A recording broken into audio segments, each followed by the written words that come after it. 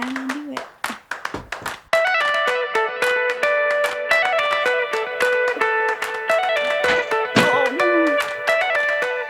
Hi everybody, welcome back to my channel. My name is Amanda, and today we are doing another video in my relaunch into BookTube series. I'm uploading one video every day for the first week of January. I'm really excited.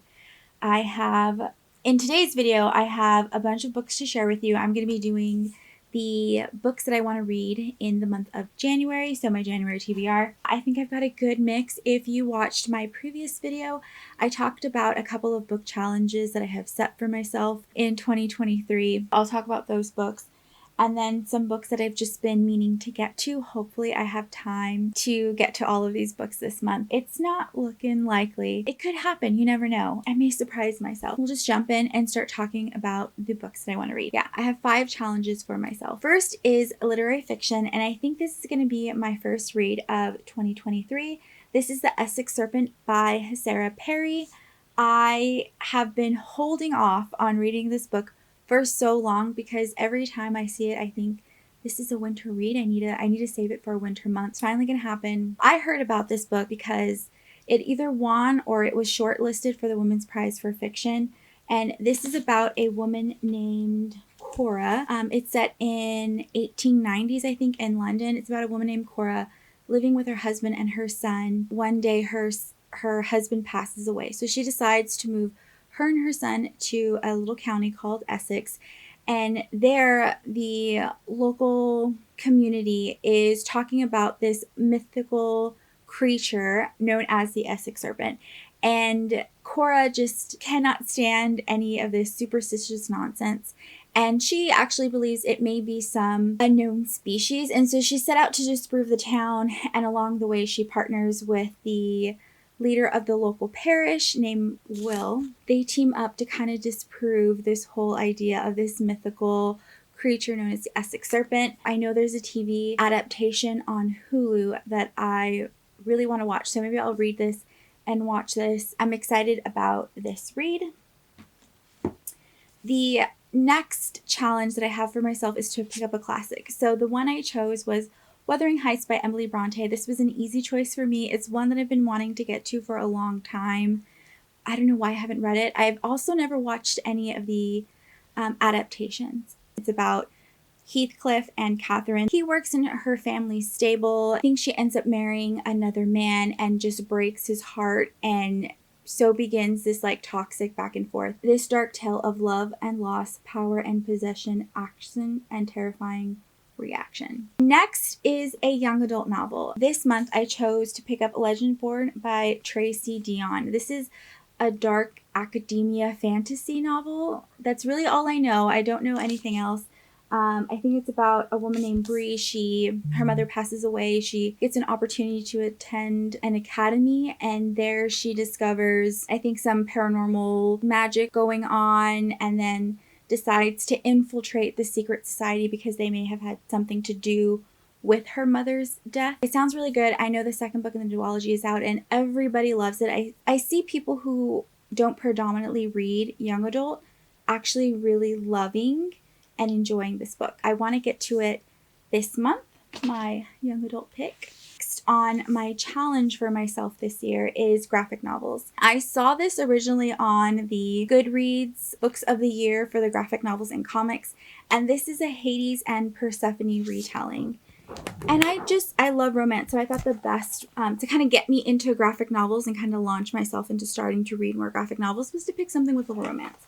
So let me go ahead and show you, if the camera focuses, a little bit of the art.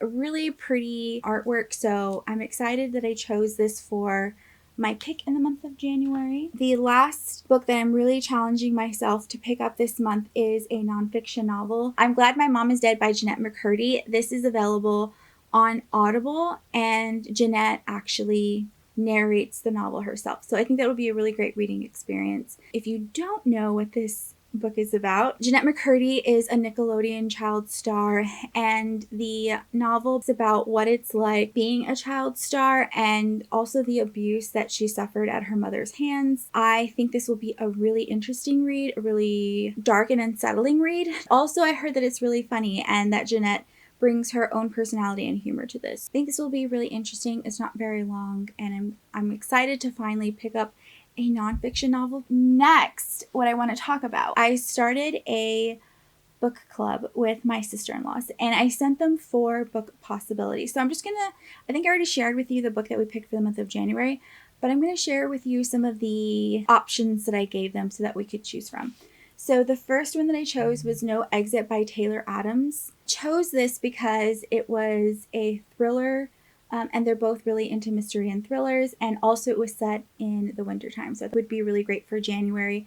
This is about a woman who's going home for a break and she gets caught in a snowstorm, so she decides to pull over at this isolated diner, and there are a couple of other people who are taking shelter from the storm. And at some point she goes out to her car to get something, and she notices that in the van next to her is a woman chained up in the back of the van. So it's this whole thriller trying to free the woman, but also trying to figure out of the handful of people in this small diner, who's the kidnapper. I could possibly pick that up. That is one option.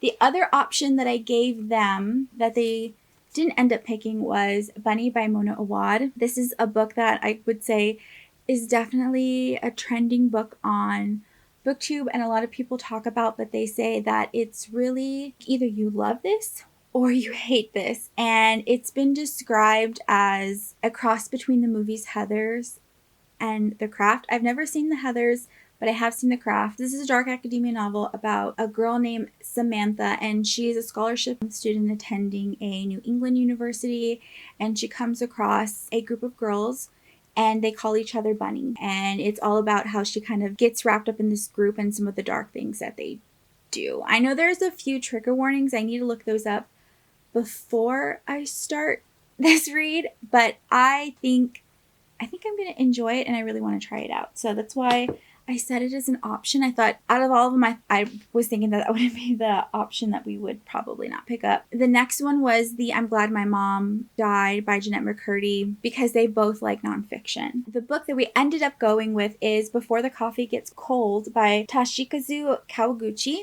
My sister-in-law actually got this for me for Christmas. She hadn't heard a lot about it, but when she went to Barnes & Noble, she knows I like to read, to get me my Christmas present, she picked this one up. And so I had sent her a TikTok about somebody talking about this book, and the person is just sobbing. I think it has something to do with like a time traveling cafe, and it's not necessarily sad, but it hits you in the feels. Well, those were the book club options that I had for us, and I may pick up, and this is the one that I will definitely read this month. Moving on, Babel by R.F. Kuang. I talked about in my New Year's resolutions how I felt like I had really missed out on reading The Poppy War when everyone else was reading it. And this is R.F. Kuang's newer release. It came out at the end of 2022. It's a dark academia, high fantasy, secret society type of book. That's all I'm going to say. I'm not going to read the blurb. I really want to go into it blind, and I'm really excited to read this. The next book is Magnolia Parks by Jessa Hastings. This is a contemporary romance. It sounds like a really angsty and drama-filled read, and I think I'm really going to like it. Also, the 4th book in this series just came out in the month of December, and people are just as obsessed with the 4th book as they are the first one. So I have high hopes for this.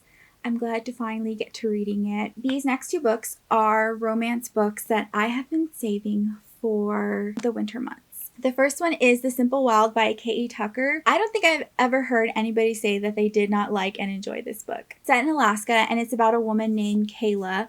When she was younger, her parents split up. Her dad ran a small plane charter company in Alaska, and her mom just could not stand that really isolated living in Alaska. So she moved her and Kayla, when Kayla was really young, to Toronto.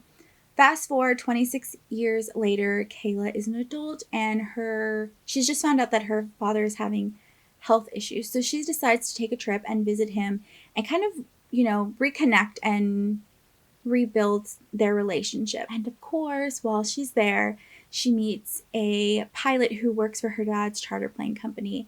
And I think it's going to be like an opposites attract type of thing. I think this book, tell me if I'm wrong, but I think this book started off as a standalone, but it was so popular that the author ended up writing new books in this world, or in this series. I'm not sure, but I think that's what happened. The next book that I'm excited about, and it's just an author that I hear a lot about, From Lukov with Love by Mariana Zapata.